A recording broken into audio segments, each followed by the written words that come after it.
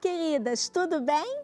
Sejam muito bem-vindas aqui a mais um recado do coração de Deus. Você, mulher radiante, você que tem acompanhado esse estudo aqui conosco sobre a mulher radiante, saiba que é motivo de muita alegria para nós podermos compartilhar com vocês esse estudo, esse entendimento, esse conhecimento que vem da palavra de Deus. Amém? A mulher radiante está ligada à sua fonte de poder.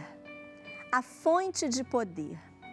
Abrimos o estudo de hoje com o Salmo 42, versos 1 e 2, que dizem: Como a corça anseia por águas correntes, a minha alma anseia por ti, ó Deus. A minha alma tem sede de Deus, do Deus vivo. Para entendermos melhor a função do Espírito Santo como nossa fonte de poder, precisamos revisitar o núcleo da nossa fé, a nossa absoluta necessidade de Deus. O Salmo 42 deixa claro a condição humana. Temos sede de Deus. Segundo um dicionário eletrônico da língua portuguesa, sede é uma palavra definida como sensação associada à necessidade de água do organismo. Da mesma forma que Deus criou a sede, Ele colocou em nossa alma uma necessidade dEle. Fomos criadas pelo Senhor e para o Senhor. Nascidas em pecado, fomos separadas do Pai. Mas sentimos continuamente o desejo de que esse relacionamento seja restaurado.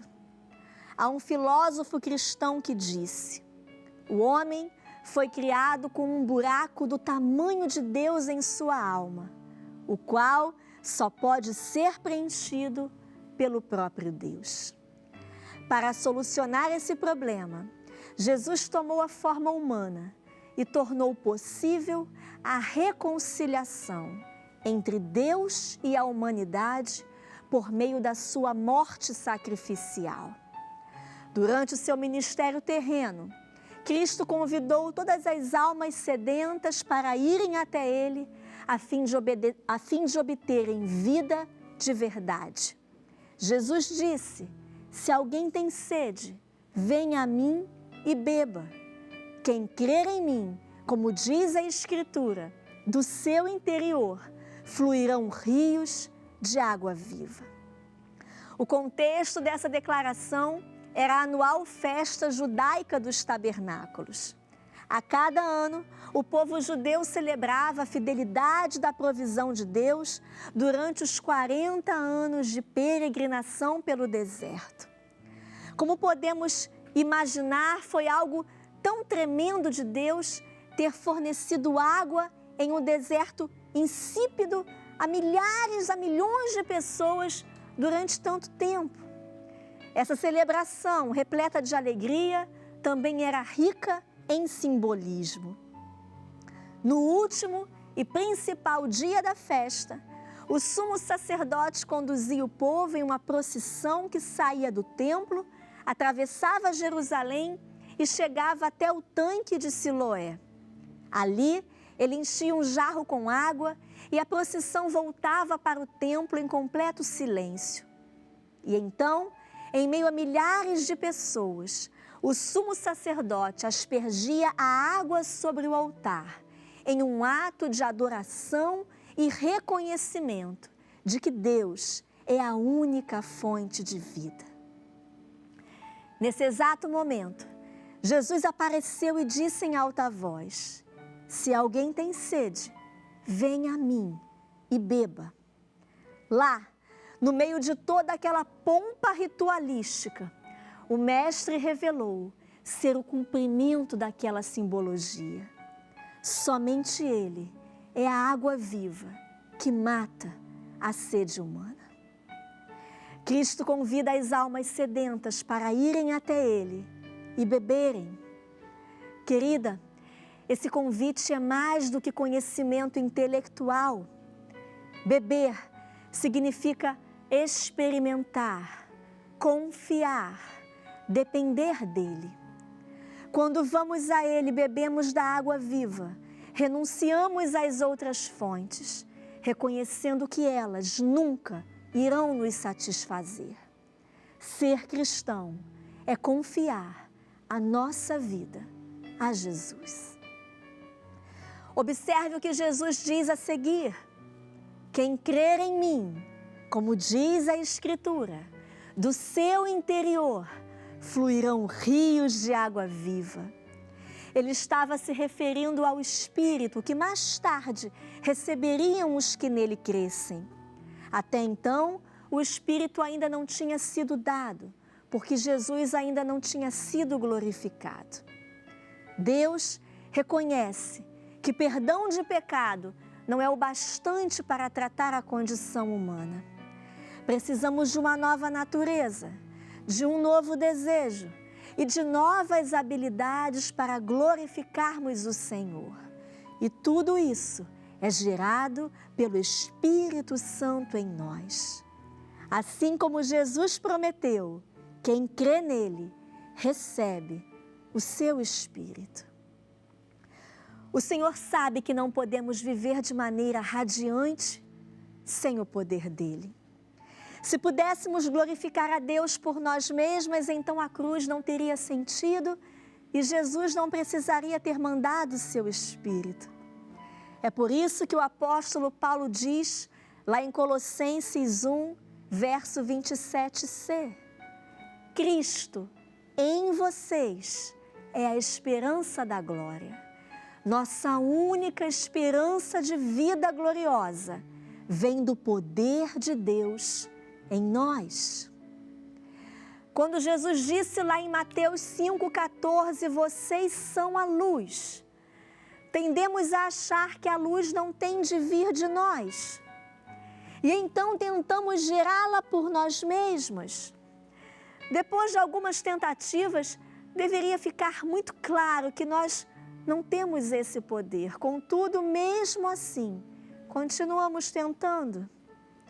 A Bíblia declara em João 1,4 que nele estava a vida e esta era a luz dos homens. Esse é um princípio forte que se deve lembrar. A luz só pode vir da vida, a vida de Cristo em nós. Precisamos reconhecer que não temos o poder de glorificar o Senhor por nossa própria conta. Pela fé, cremos em Jesus, que planta o seu Espírito em nós, nos capacitando para brilhar como luz nas trevas. Por essa razão, podemos dizer que Ele é a nossa fonte de poder. Como o Espírito Santo produz resplendor. Aprendemos então que o Espírito Santo é a nossa fonte de energia e poder, aquele que produz o caráter de Cristo em nós. Somos completamente dependentes dele. Mas o que essa teologia tem a ver com a nossa vida? Sejamos práticas. Como podemos ter uma vida radiante? A Bíblia ensina que o resplendor acontece quando uma vida está sob o controle e o poder do Espírito. A expressão cheias do Espírito vem da passagem bíblica de Efésios 5,18 que diz: não se embriaguem com vinho que leva à libertinagem, mas deixem-se encher pelo Espírito. À primeira vista, esse versículo parece um simples alerta contra a bebedeira. No entanto, se o estudarmos corretamente, aprenderemos o segredo do resplendor, uma vida cheia do Espírito. Examinando seu contexto, podemos entender o que o apóstolo Paulo está ensinando. O apóstolo compara o estar cheio do Espírito ao estar cheio de álcool. Por favor, não desligue a sua TV presumindo que os que estão cheios do Espírito agem como idiotas. Não é isso que nós estamos falando aqui, não é isso que a Bíblia ensina. A comparação com a bebedeira é feita para que compreendamos a natureza da influência. Como se sabe, quando uma pessoa se encontra bêbada, costuma-se dizer que está sob a influência. E o que isso significa? Que as escolhas, que as palavras, as ações, os pensamentos, os comportamentos são influenciados pelo álcool. A lição é simples. Aquilo que nos enche é o que nos governa. Se estivermos cheias de álcool, ficaremos sob o governo ou sob a influência do álcool. O mesmo é verdadeiro com o Espírito. Estando cheias de Espírito, a nossa vida é governada por Deus.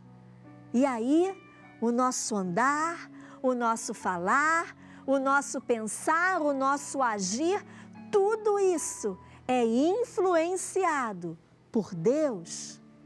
É assim que o Espírito produz resplendor em nós.